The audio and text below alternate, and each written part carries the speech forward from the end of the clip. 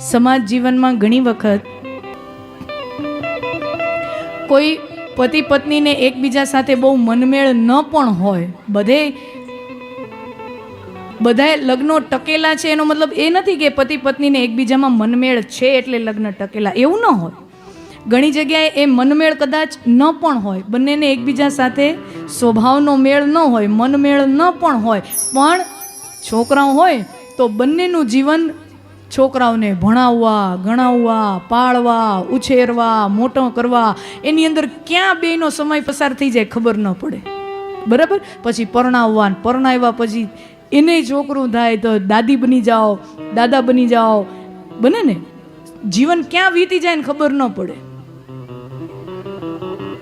ભલે પતિ પત્નીને એકબીજા મેળ નથી, પણ સંતાનો હોય તો સંસાર ચક્ર કદાચ નભી પણ જાય.